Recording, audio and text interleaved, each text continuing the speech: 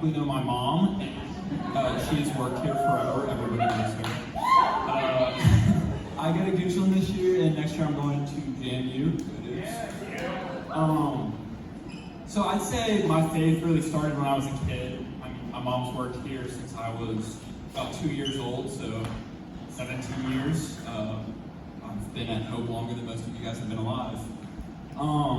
So it wasn't really just a Sunday faith. Like, I was raised in the building, I was always here.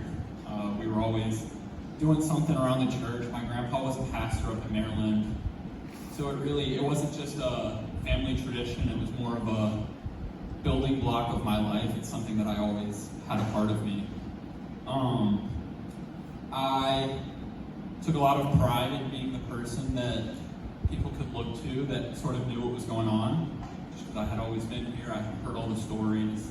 I knew what I believed, and I knew what I believed was correct. Or at least I thought what I believed was correct. And so I think that pride of feeling like I had all the answers was something that I took into high school when I had the opportunity to share Christianity with a lot of people that hadn't heard it before. I went to Maggie Walker for 3 years. And it's a very not Christian school. There's a lot of agnostics and atheists at that school. And so I had the opportunity to share it with a lot of people, and that was something that I felt was really important in my life, was I knew the answers and I could tell other people the answers. I felt like I was on the top of the world. I knew everything that I felt like I needed to know. My relationship with Christ was awesome. I was in multiple small groups. I was someone that people could look to. And then last spring, I started having panic attacks, and that was really confusing for me.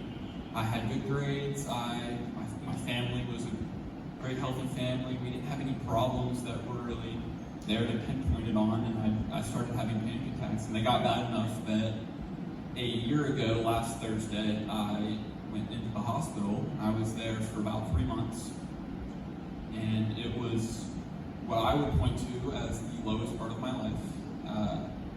I had no control over myself. I didn't have control over my actions. I didn't feel safe with myself. I didn't think my family could protect me. And I really blamed myself for that. There was nothing I could sort of put it on, no problems with my life that were there that could be the root of it. And so I felt that I was flawed, that something was wrong with me, that it must be my fault that all of this was happening. And I just remember being in the darkest part of my life. It didn't seem like there was an out until I started reading my Bible, looking for other guys in the Bible that had gone through similar things.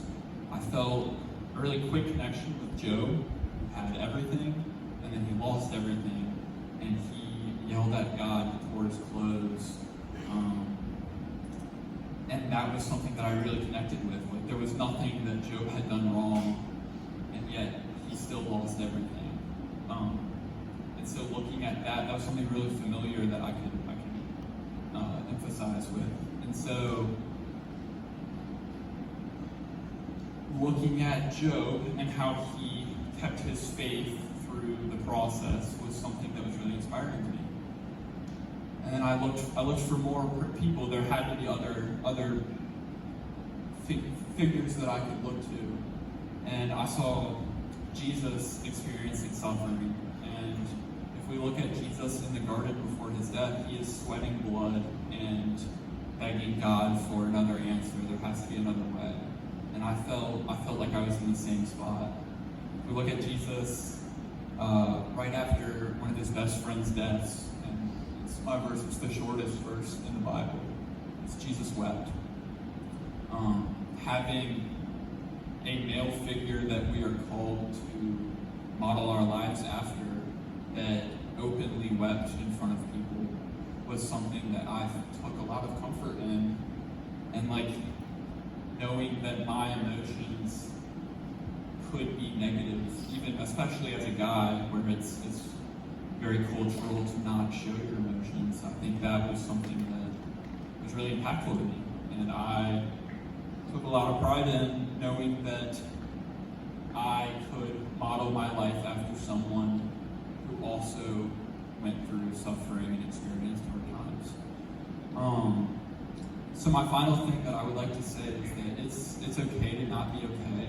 The easiest thing, or the hardest thing to do is to talk to someone about anything that you might be going through, but it makes it so much easier afterwards. And especially guys, I know you're gonna laugh at someone if they say something sad, or like if something's hard going on in their life, they try to open up. Like it's okay to not be okay. Share your emotions. It was the hardest thing I ever did. I go to therapy every single week, and it's continually one of the hardest things I do. And yet, it is the greatest thing that I have done for my life, other than follow Christ. So, to wrap it up, just know, like, your emotions are valid. Jesus is there through your emotions. He experienced those emotions. So I'll wrap us up in prayer and then we can go to small group. So Lord, I thank you for the opportunity to be up here. I pray that Abby and I's words will receive not as ours, but as yours through us. God, I pray for everyone in this room as they go through the next few weeks into the end of the school year. And I ask that you help us finish strong. Lord, I just pray for all the people in this room. In your name I pray, amen.